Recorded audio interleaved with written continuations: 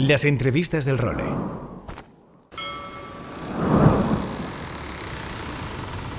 Bienvenidos a bordo del Role. Una placentera travesía por los mares del podcast. Zarpamos ya en busca de las mejores historias del mar. A la caña, Nacho Gómez Zarzuela.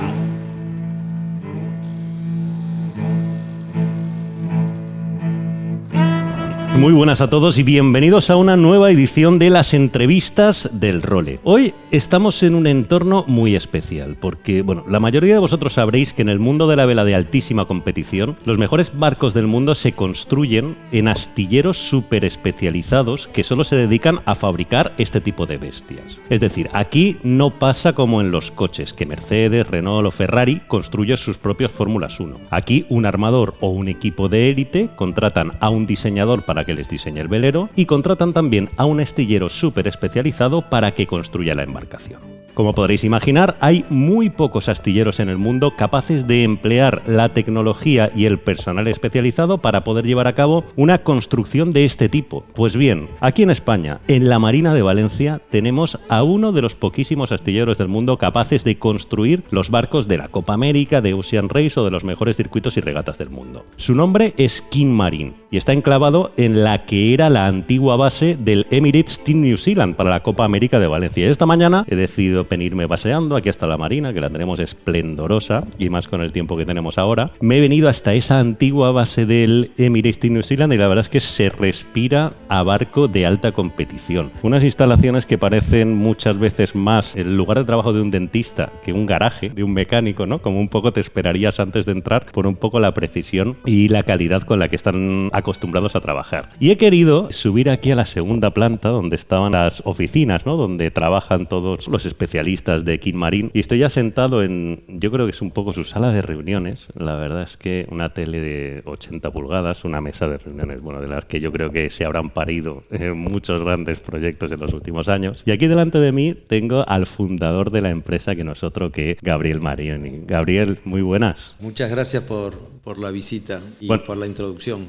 Nada, muchísimas gracias a ti por recibirme. De cara a la gente, es verdad que el tema de la construcción de los veleros de alta competición difiere al de cualquier otro mundillo por eso, ¿no? Sois muy pocas empresas en el mundo las que os dedicáis a construir estas auténticas bestias del mar con las que disfrutamos tanto viéndolas por la tele. Claro, nosotros a veces nos cuestionamos si somos exactamente un astillero o lo que vendemos es un servicio. Porque nosotros no vendemos un producto, no tenemos un producto propio, sino que lo que le ofrecemos a los equipos de alta competición es ensamblar todas sus ideas. Normalmente cuando el armador nos contacta, él ya ha hecho contacto con un estudio de diseño y tiene su propio equipo de navegación y sus propios project managers. Entonces nosotros hacemos el composite del barco, hacemos los moldes, hacemos la construcción del composite y luego ayudamos a los equipos de ingeniería, de hidráulica, de electrónica, y montamos todo eso dándole un servicio, pero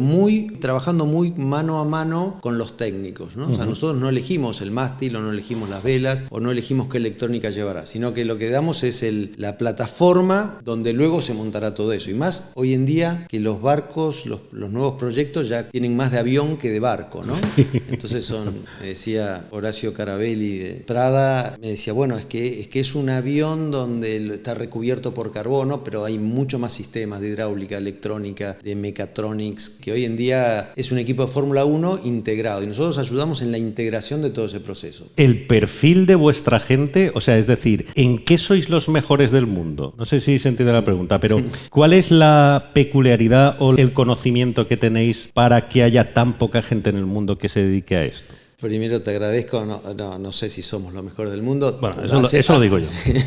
Tratamos de serlo, pero bueno. Yo creo que lo que necesitan estos equipos, este servicio que brindamos, es mucha precisión en varias cosas. Por un lado, hace unos años, hace 50 años, cualquiera podía decir soy un gran constructor de barcos, porque la verdad que era difícil medirlo. La geometría del barco cuando los modelos se hacían a mano, luego no había como verificar que geométricamente el barco sea lo que el diseñador quiso hacer. Correcto. En cambio, hoy en día los moldes se hacen en centros de mecanizado de control numérico de 30 metros de largo, y luego cuando terminas y mueves el molde de la máquina misma al horno donde lo vas a laminar, los suelos pueden ser distintos, entonces requieren una nivelación que hoy, una vez que está listo para laminar, se hacen unos escaneos 3D que largan millones de 5 o 6 millones de puntos, y luego con unos programas que llaman Best Fit, tú nivelas el molde de modo tal de que está preparada para laminar y representar lo más fidedignamente posible la idea del diseñador.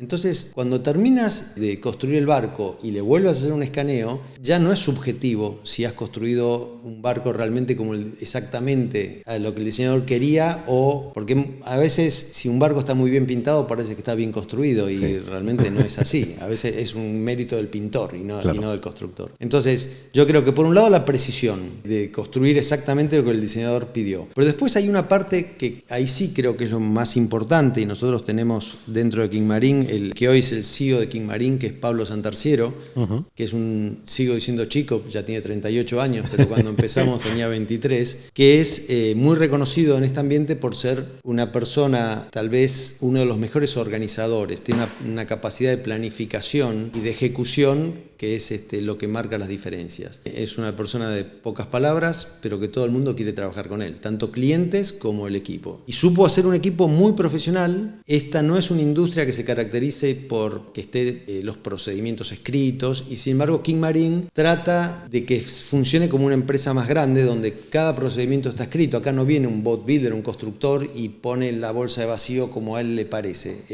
Aquí se respetan todos los procesos de acuerdo a lo que está establecido y escrito en King Marine. Y Pablo Santarciero, que es el CEO, es muy estricto en esas cosas. Y entonces hay pocas sorpresas y tratamos de que los barcos se entreguen exactamente en la fecha que está programada, porque eso para los equipos de vela de competición es un punto muy importante, porque tienen que mover tripulaciones, organizar entrenamientos, organizar pruebas de velas, viene gente de todo el mundo. Entonces, poder planificar y que la construcción no sea una variable, creo que es una de las cosas que nos hace fuertes. Hay muchas cosas que comentar. Quiero que ahora en un momentito nos retrotraeremos a vuestros orígenes, pero quizá la gran curiosidad es por qué estáis en Valencia, ¿no? Entonces yo creo que todo esto se resume, o lo podemos resumir a nuestros oyentes, si me cuentas cómo fue la llamada original de Agustín Zulueta que desencadena que estemos tú y yo aquí hablando. Cuéntame un poco esa historia, Gabriel. Bueno, nosotros, como sabrás, venimos de Argentina. Argentina es un país maravilloso, pero con muchas crisis, muchas idas y vueltas. En una de esas tantas, nosotros éramos proveedores de todos los astilleros que fabricaban veleros en Argentina, que eran pequeñas empresas, pero muchas. Ustedes aquí en Europa tienen grandes fabricantes de veleros, Beneteau, Genot, Bavaria. Entonces, cuesta que se desarrollen los pequeños astilleros locales. En cambio, en Argentina, como eso no llega, había 30 o 40 astilleros. Nosotros éramos proveedores de esos astilleros. En una de las tantas crisis de Argentina, se va todo al garete, y nosotros, fue uno de los tantos momentos en la historia de nuestra familia que dijimos, bueno, ¿y ahora qué hacemos?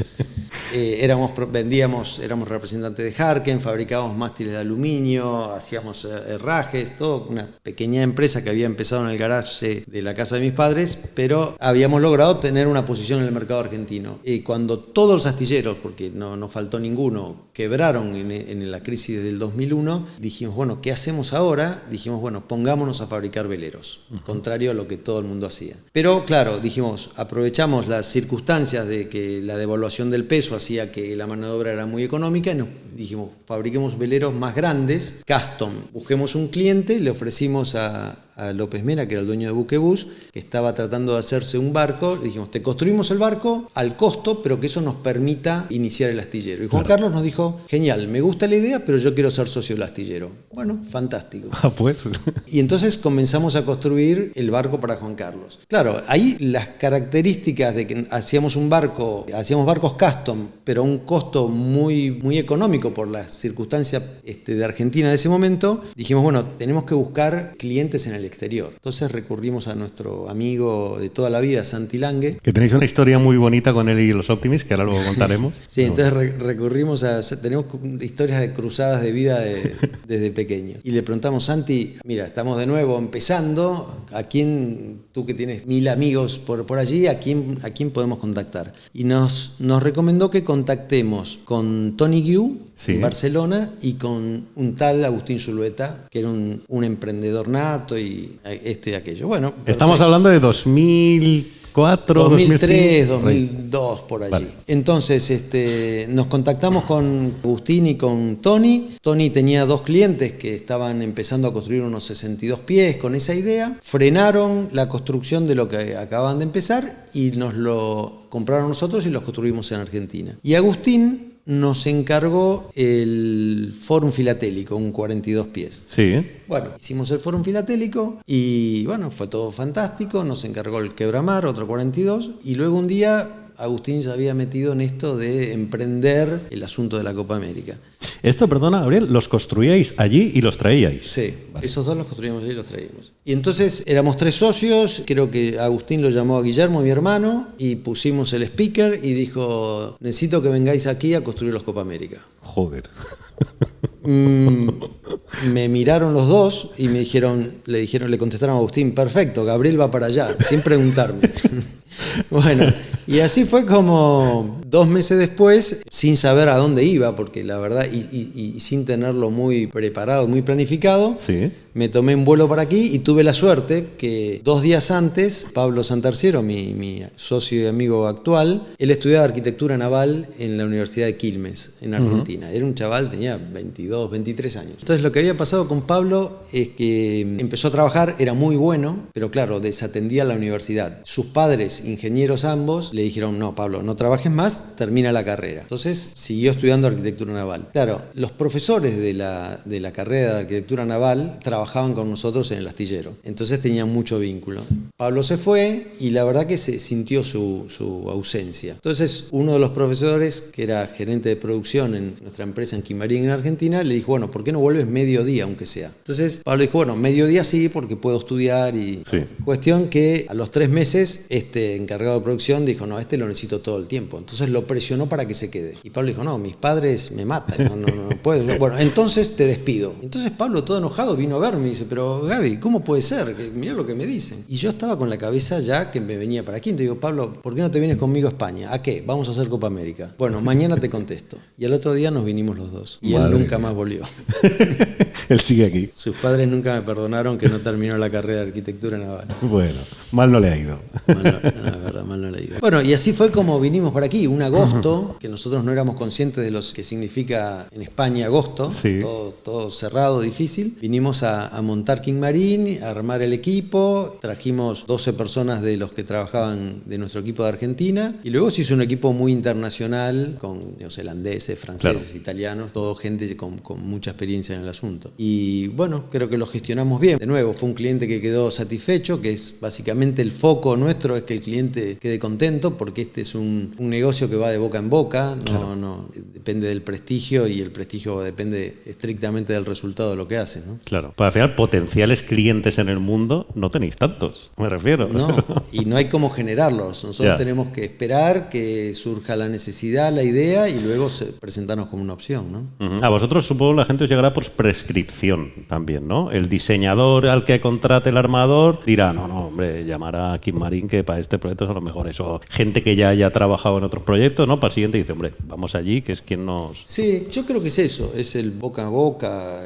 gente que, no sé, por poner un ejemplo, los TP52 que hemos construido, o sea, bueno, no solo el propietario o el armador, sino el skipper y mismo la tripulación, donde ve que la cosa fluye muy bien, luego se recomienda, y bueno, y fue así que hicimos los barcos del desafío español, y casi inmediatamente después empezamos a construir el primer matador, el que luego fue Azurra. Del mismo molde hicimos el Bribón. Hombre, el último Bribón de la historia. El último Bribón de la historia, sí. Y la verdad que, bueno, fueron esfuerzos, claro, era nosotros un poco recién llegados y tener el honor de construir el Bribón para nosotros era muy fuerte y los tiempos eran súper cortos. Y lo recuerdo y lo recordamos todos en el astillero como una experiencia maravillosa, pero por la que no quisiéramos volver a pasar. Porque trabajamos 7 días a la semana, 19 horas por día.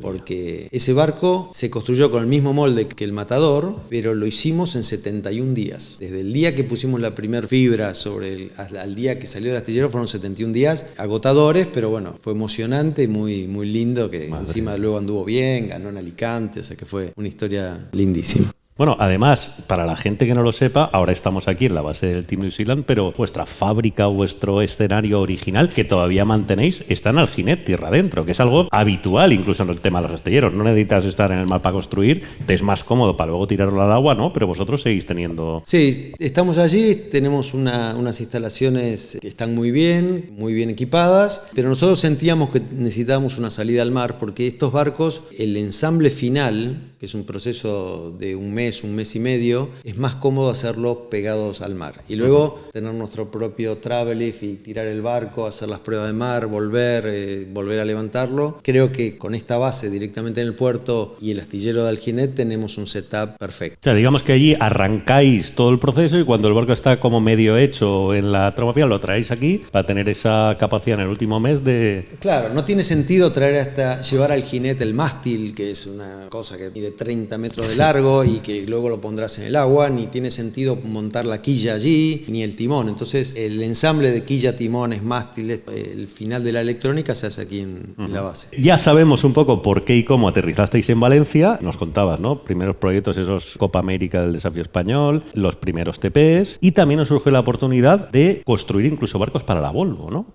Construiste los proyectos de Telefónica de Pedro Campos, creo que el Telefónica Azul, o cuéntame un poco cómo fue eso también. Luego de estos que te contaba, Copa América, Matador, Bribón, surgió lo del Telefónica Blue. Originalmente la idea era tal vez hacer los dos, el Blue y el Black, pero bueno, el proceso, la verdad que hay que quitarse el sombrero de Pedro de conseguir la financiación para eso. La gente no tiene idea lo difícil que es todo ese proceso previo. Entonces, claro, los tiempos se acortaron y cuando finalmente se garantizó la financiación, ya no daba el tiempo para que construyamos los dos. Entonces se hizo el negro en Australia y el Blue lo hicimos aquí en Alginet. Y de nuevo, un desafío espectacular, y luego la verdad que vivir la regata desde tierra, pero teniendo un barco construido por nosotros mismos, la verdad es muy emocionante. Y construir barcos no es un gran negocio, pero es muy bonito, la verdad que es muy bonito. Con ese backup, hoy seguís, luego volveremos a los proyectos actuales, pero quería también cómo llegáis a ese momento, ¿no?, en el que os ganáis el crédito suficiente como para que Santi Lange haga llamadas en España y os entre los primeros proyectos. Porque vosotros tenéis una historia familiar muy curiosa, ¿no? Por lo que he leído por ahí, confirma o desmiénteme si me equivoco, sois familia de origen italiano, que después de la Primera Guerra Mundial os establecisteis en Argentina, y se dio la circunstancia, que a mí me ha maravillado cuando lo he leído, que vuestros padres, que sois 3 hermanos, cuando erais jóvenes, decidieron ir a dar la vuelta al mundo en un velero ellos dos, y os dejaron allí en Argentina, entre otras cosas, con la distribución de Harken y una pequeña fábrica de herrajes, ¿no? Y ahí un poco arranca vuestro proceso vital en el mundo de la náutica. Sí, bueno, la historia de nuestra familia es una historia de adaptarnos a las circunstancias para sobrevivir, ¿no? A veces, hace unos años estaba en Italia con mi esposa y fuimos a Como, que es de donde eran mis abuelos. Y yo me preguntaba, ¿cómo es que el abuelo se fue de aquí? Que evidentemente estaba cómodo, imagino, porque conozco la historia hasta mis abuelos, no más allá, pero tenía un hermano ingeniero, un hermano cura, un hermano médico. Imagino en esa época, en el 900 y pico, que debe haber sido una familia que habrá estado razonablemente cómoda en el lago de Como. Y digo, ¿cómo abandonó maravilla para irse a Argentina? Pero bueno, también hay que ponerse en lugar de lo que era la posguerra, que debe haber sido muy duro. Entonces, bueno, mis padres, nosotros tenemos un padre que, bueno, nos ha dejado hace 8 años. Era un tío un poco artista, tocaba cualquier instrumento, tallaba madera, pintaba, bueno, hacía un poco de todo. Y siempre fue muy emprendedor. Entonces, en un momento luchaba contra los altibajos de Argentina y la verdad que agobiado por esto cerró una pequeña fábrica de inyección de plástico deportivo que tenía, pero su pasión por la náutica había hecho que había empezado como hobby a construir algunos accesorios náuticos. Y había copiado los herrajes Harken que recién estaban empezando los hermanos Peter y Olaf. Pero claro, se sentía mal, entonces va a una exposición, casi no hablaba inglés, y va a una exposición en Chicago y abre un maletín y le muestra a Peter y Olaf lo que había hecho, a pedir disculpas y que cómo podíamos llegar a un acuerdo. Recuerdo que el cuento es que, bueno, Peter y Olaf digo, cierra eso. Y bueno, y mi padre en su mal inglés terminó diciéndole que decía, because I love you. Bueno, los hizo reír como porque era muy gracioso también. Y bueno, y ahí nació una amistad con Peter y Olaf y Art Mitchell. Y a partir de allí los herrajes comenzaron a llamarse Harken, pusimos la marca de ellos y fuimos representantes de Harken durante 35 años en Argentina. Y mi padre decide con mi madre tenía un velero, un 42 pies y un poco audaz como ha sido siempre. Y creo que ha sido uno de los tantos emprendimientos, el de soltar todo y irse. Y él tenía una renta muy pequeña, como que te diga hoy 1.000 euros por mes, ¿no? De la pequeña nave que tenía, que había cerrado su fábrica. Y con eso se decidió a irse a dar la vuelta al mundo. Un inconsciente. Pero bueno, ha tenido suerte. Nosotros que queríamos que se vayan, le prometíamos que le pagaríamos la tarjeta de crédito, que tampoco sabíamos cómo íbamos a hacer. Pero bueno, todo se fue dando y... ¿Qué edad tenían ellos y vosotros? Y ellos, yo creo que mi padre tenía 57 años, o sea, más o menos mi edad actual. Y nosotros éramos 3 hermanos, Guillermo habrá tenido 24, yo 20 y el menor 16. Claro, en lugar de estar desamparados decíais, sí, largaros y dejarnos aquí a vivir, ¿no? Déjenos tranquilos. Bueno, y Guillermo y yo empezamos en el garaje de nuestra casa, seguimos armando los herrajes, remachando, y a raíz de eso dejamos la facultad. Guillermo ya había terminado de cursar ingeniería, 7 años, que allí es una carrera muy larga, y yo estudiaba administración de empresas, pero en ese momento decidimos, la vida, la adrenalina de ver que las cosas nos empezaban a ir más o menos bien y que podíamos autoabastecernos, hizo que dejemos la facultad. Entonces, cuando el menor nos dijo en un momento, bueno, yo quisiera trabajar con ustedes, mi hermano mayor, sabio, él le dijo, no vamos a cometer el mismo error contigo. Entonces nosotros te ayudaremos, los hermanos mayores te ayudaremos, tú terminas los estudios. Uh-huh. Fue muy, muy acertado porque ha hecho una carrera. Y de hecho es presidente de una eléctrica muy potente en Argentina, ¿no? Así que bueno, estamos orgullosos de nuestra familia y nuestros hermanos. Vale, estáis con los herrajes. Vuestro hermano pequeño, bueno, sí, un poco con vuestra, bueno, pues no le daría más remedio, o sea, él supongo que quería decirse, pero tal. Y vosotros empezáis con la empresa de herrajes y tal y cual, y creo que llega un momento dado en el que decidís empezar a construir palos. ¿Cómo fue aquello? O sea, ¿por qué? Bueno, siempre la motivación creo que es una conjunción de cosas, un espíritu emprendedor y hambre, necesidad. Creo que la necesidad es un combustible muy importante para el emprendedor. Entonces necesitábamos facturar más, teníamos cada vez más necesidades, nuestras familias crecíamos, íbamos teniendo hijos. Y entonces empezamos a construir mástiles de fibra de carbono, tratando de encontrar salidas a un mercado muy pequeño, pero con el mismo espíritu de siempre. En 3 o 4 años, King Composite, que era el nombre de la marca, ya era el tercer productor mundial de mástiles detrás de Saudon-Spar y Holspar. Joder. Eso funcionó muy bien, decidimos montar otra planta aquí en España, compramos un autoclave y ahí siempre nos marcó las diferencias en hacer las cosas en España que en Argentina. La posibilidad de obtener créditos, la estabilidad económica. Yo hago un poco de embajador español ante ustedes, los españoles, porque a veces su propio país es más crítico con su propio país que lo que los vemos de afuera, ¿no? Me ha pasado tener que convencer a la gente de John Deere de la segunda planta montarla en España. Yo creo que España, en términos de infraestructura, es uno de los países punteros en el mundo. O sea, si tú ves las carreteras, los trenes, los aeropuertos, los hospitales, los puertos, cómo funciona la logística. Cuando lo tienes no lo valoras, pero yo vengo a un sitio donde no lo tienes y entonces lo valoro mucho. Y tal vez como España entró en la comunidad un poco más tarde que otros países, todo esto es más nuevo. Sí. Entonces, la infraestructura española es espectacular. Los americanos de John Deere con Quinagro, una historia que luego hablaremos, pero no querían montar la planta aquí en Picassent, donde la montaron, la querían montar en Estados Unidos. Y yo los he convencido de que había que hacerlo aquí. Hoy los tíos están felices y el año pasado tú lo habrás visto. Sí, sí. La presentación de todos los productos nuevos de John Deere del mundo se hizo en Valencia. Están enamorados con Valencia. Y hoy la planta donde tienen 64 plantas en el mundo y donde todo el mundo pelea de los por venir es aquí en Valencia. Qué bueno. Estábamos con los mástiles. Sí. Bueno, entonces, hasta el 2008 el negocio de los mástiles iba muy bien, pero claro, la logística de mover mástiles es muy complicada.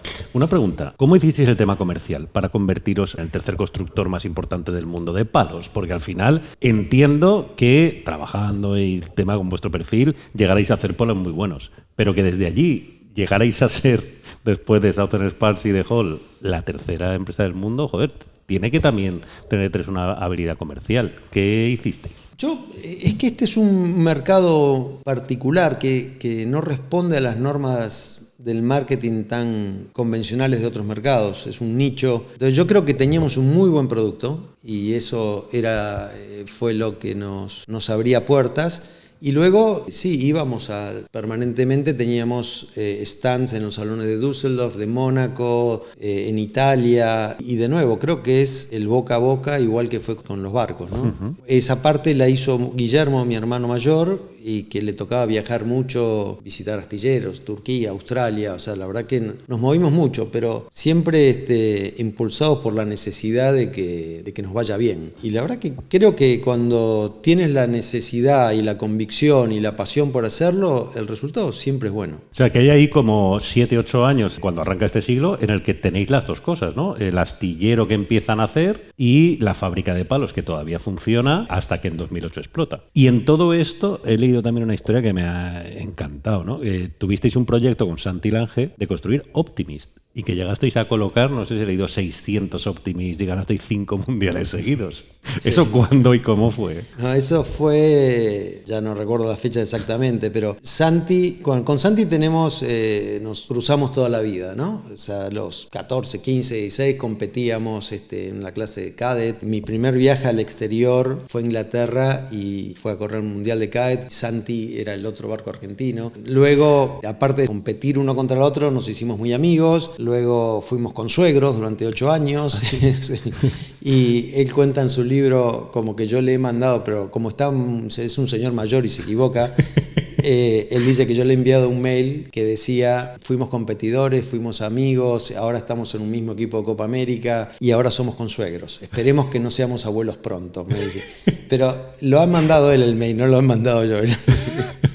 Dicho queda. Bueno, ¿cómo era? ¿Cómo surgió el tema de los Optimist Lange? Perfecto. Bueno, entonces, Santi acababa de ganar el Mundial de Snipe, también tenía 24 años, 23 años, y nosotros en esta misma necesidad de hacer cosas sin capital, porque no teníamos capital, se nos ocurrió fabricar Optimist en Argentina, con la idea de siempre de buscar algo que seamos capaces de construir, a pesar de que no teníamos ninguna experiencia, y lo fuimos a ver a Santi para ver si nos ayudaba con el diseño. Santi trabajaba en el estudio de Germán Frers. Sí. Acababa de terminar su carrera de arquitecto naval en Southampton y trabajaba en el estudio de Germán. Entonces lo fuimos a ver y, al igual que en la historia que nos pasó años después cuando pusimos el astillero grande, dijo: me encanta, yo les hago el diseño del barco, pero quiero ser socio. Y genial, bueno, entonces mi padre, que supuestamente era una sociedad entre los dos hermanos y mi padre, dijo: me encanta que Santi sea socio de ustedes, que son amigos, y que yo le cedo mi parte, y le regaló las acciones de algo que no valía nada, por supuesto. Claro. Así empezamos los tres con esa historia y con los mismos secretos y herramientas de siempre, ¿no? O sea, con mucha pasión por hacerlo bien, con mucho compromiso, con mucha necesidad, y 3 años después exportábamos 600 barcos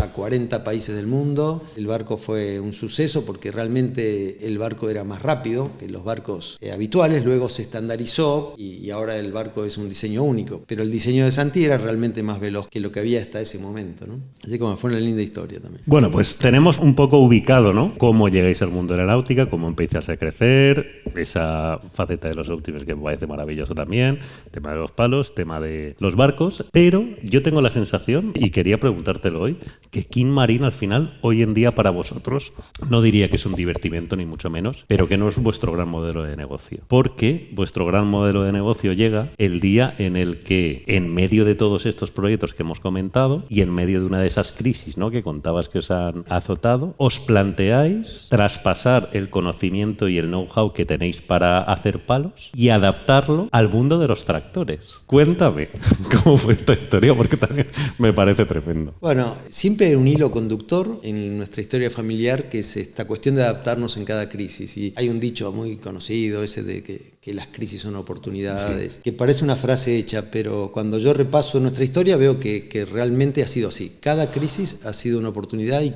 de cada crisis salimos mejores. Lo que pasó en ese momento es que en el 2008, con la crisis de los bonos, de las hipotecas subprime, y se fue todo al diablo. Entonces, clientes que se estaban construyendo barcos en Italia, aunque pudiesen continuar con los barcos, no era momento de andar mostrando... Claro, despidiendo a gente y a la vez construyendo su barco en su cosa personal. Entonces, de un día para el otro, perdimos el 80% de nuestros clientes. Y entramos en una crisis que pensamos, bueno, teníamos un gran equipo de técnicos que es difícil formarlos, ¿no? Especialistas en estructuras de fibra de carbono, no son mercados muy habituales. Al principio nos asustamos, dijimos, bueno, tendremos que achicar gastos, que cómo nos reconvertimos, y luego la solución vino de decir, bueno, a ver, veámoslo con otro enfoque. O sea, ¿cuáles son nuestras fortalezas, no nuestras debilidades? Las debilidades eran obvias, que nos habíamos quedado sin mercado, pero bueno, ¿en qué somos fuertes? Bueno, nosotros sabemos mucho de esto, de cómo aplicar esta tecnología, cómo calcular. Y creo que cuando uno atraviesa las crisis, aparte, cuando te va bien, uno está más soberbio, uno no escucha menos, está el ego. Sí. Ahora, cuando estás mal y estás pasando mal, te pones más receptivo, abres los oídos, escuchas todo. Y fue así que un día nos visitó un fabricante de maquinaria agrícola, de unas pulverizadoras, que son estos tractores que despliegan unos brazos para pulverizar, sí, a pedirnos si le construíamos la punta de esos brazos de aluminio, porque el peso y la corrosión y Bueno, como estábamos en una etapa que escuchábamos cualquier cosa porque buscábamos una salida a lo que nos parecía que iba a ser el fin de King Composite, le empezamos a preguntar cómo sería una barra de esas ideal. Y nos dijo, tendría que ser más larga, tendría que ser más liviana. A medida que iba hablando nos miramos y sin decirlo dijimos, aquí está la oportunidad que estamos buscando. Entonces nada, simplemente cogimos un mástil de una sección de un 40 pies, lo pusimos horizontal, le hicimos unas bisagras de aluminio y lo llevamos a una máquina a probar. Cuando tú tienes una estructura de acero que pesa como 2.500 kilos, de 25 metros de largo, los movimientos y los esfuerzos dinámicos son muy grandes. Cuando reduces ese peso por distancia, el comportamiento del tractor era significativamente mejor y tiene una cantidad de ventajas. Al hacerlo a carbono lo podías hacer el doble de ancho, el cultivo que pisas es mucho menor, y entonces da una cuenta económica muy positiva. Claro, el tractor tiene que pasar menos veces, ¿no? Entonces destroza arruinas menos cultivo, exactamente. Si tienes un campo de 100 metros de ancho con una barra de 25, pasarás 4 veces. Si la barra la haces de carbono por el menor peso que la de 25, pasas 2 veces. Claro. Ese cultivo de menos que arruinas, en una gran extensión es un montón de dinero. Entonces rápidamente dijimos, creo que aquí hemos encontrado una aplicación para el carbono que se sustenta en sí misma. Generalmente estamos acostumbrados a que mucho de la industria del carbono está relacionada con el placer, claro, con el hobby. Las bicicletas,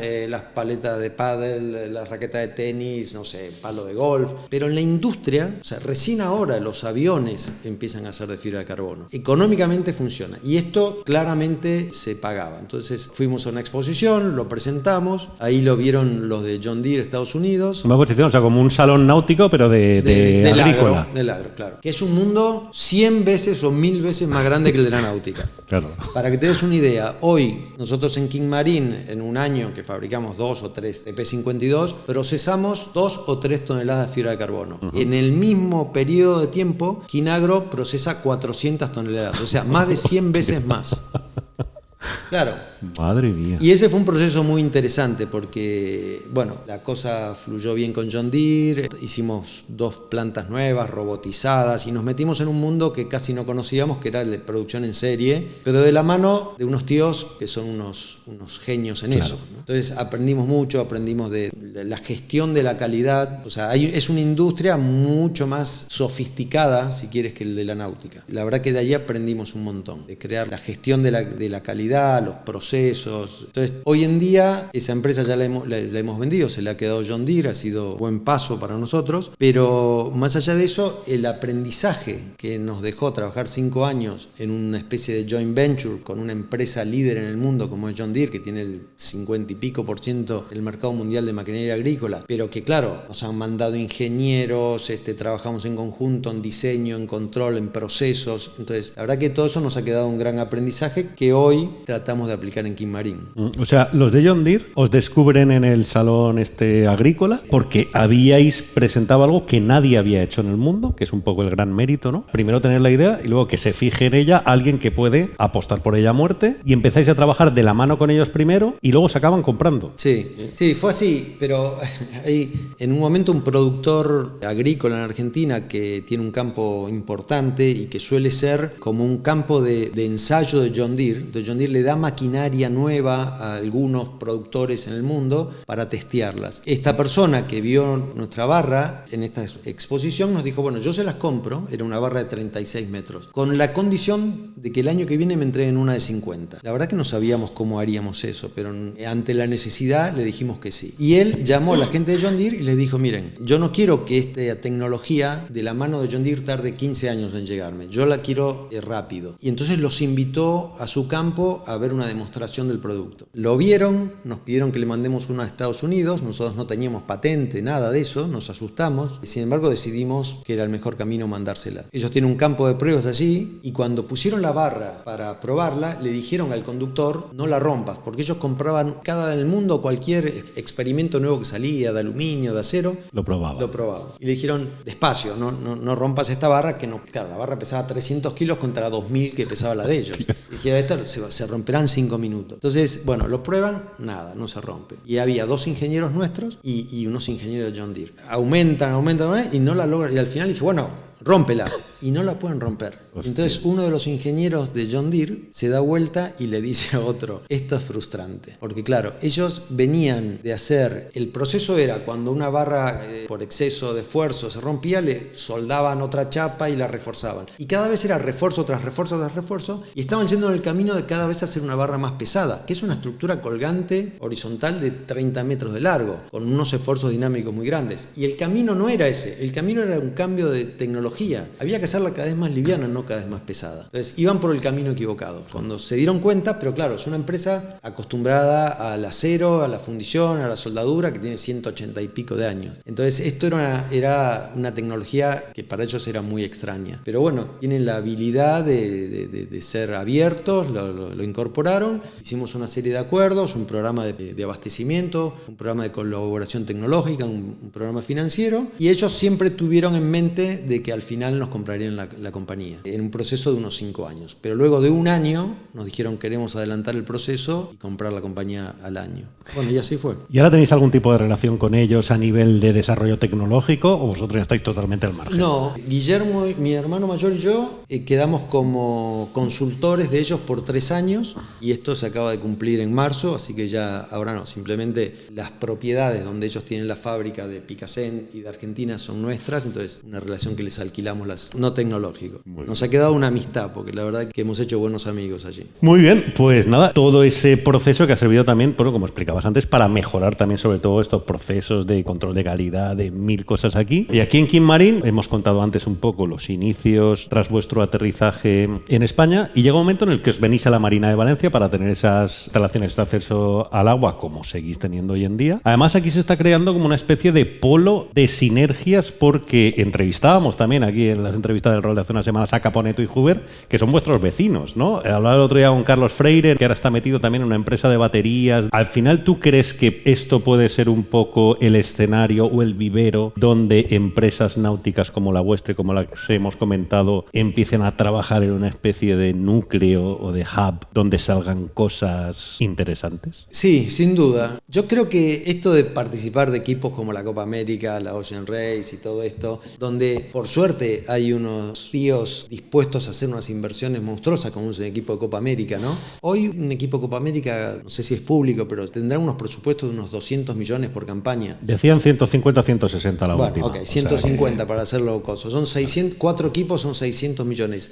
La mitad de eso es I+D. La mitad de eso es porque básicamente son desarrollos de cosas. Entonces, hace 8 años ninguna embarcación foileaba y fue la Copa América la que hizo que los barcos comiencen a foilear. Y hoy todos los nuevos emprendedores, o sea, desde tablas de windsurf, de cualquier cosa, van con foileo. Y todo eso para mí es una derivación de esa inversión de I+D que hacen estos equipos. Sí. Entonces, yo estoy convencido, cuando veo un equipo de Copa América con su barco yendo a 45 nudos y tú miras la foto aérea y casi no tiene estela, o sea, apenas una pequeñita estela del timón y algo del foil, pero nada. Y atrás 2 motoras con 4 motores de 250, o sea, 1000 caballos en cada uno para poder seguirlos. Esto no tiene sentido. O sea, ¿cómo estos mismos equipos no tienen sus propios, no aplican esta tecnología a una gomona foileadora? Entonces, yo creo que esta tecnología vendrá, creo que la tecnología está, y estamos hablando, yo pienso que los ferries que van de Valencia a las Baleares serán ferries foileadores, porque de nuevo es como en Quinagro, tiene una lógica económica, dejan menos contaminación, menos consumo, irán más rápido, más confortables. Entonces estoy convencido de que estos desarrollos tendrán luego aplicaciones comerciales. Entonces, bueno, con nuestros vecinos, con Carlos Freire, estamos tratando de encontrar un proyecto que traccione y ver si podemos aplicar estas tecnologías. La neumática foileadora que has dicho sería la bomba. Tiene que ser así, creo que será así. Te quería preguntar ahora por los proyectos que tenéis entre manos, pero quiero hacer una matización sobre todo para que nuestros oyentes lo sepan. Vosotros al final, algunos de los clientes que tenéis tienen tal potencial económico que una de las condiciones que os ponen para trabajar con ellos es firmar un NDA. En español se dice una cláusula de confidencialidad, ¿no? Entonces, sabiendo que esos no me los vas a poder contar, ¿en qué proyectos estáis metidos actualmente en Quimari? Ahora estamos a un mes más o menos de traer desde Alginet aquí a la base un catamarán eléctrico foileador de 45 pies. La idea es que tenga una autonomía de 120 millas foileando y que no deje huella de carbono, que tenga emisión cero. Como tú dices, no podemos revelar, digamos, los propietarios, pero bueno, son clientes que hemos construido veleros para ellos y que ahora nos encargan esto. Simultáneamente estamos empezando, que esto sí se puede decir, para Roberto Lacorte, el Nica Foiler, que es como un Copa América de 62 pies, foileador, pero con la idea de hacer regatas offshore, lo cual es un desafío muy interesante desde el punto de vista de ingeniería, porque si bien el barco no necesita tener una quilla y un bulbo, por un tema de reglamentación, para cumplir con la reglamentación y mejorar su estabilidad, tiene que tenerlo. Entonces, claro, al poner un bulbo y agregarle una cantidad de kilos,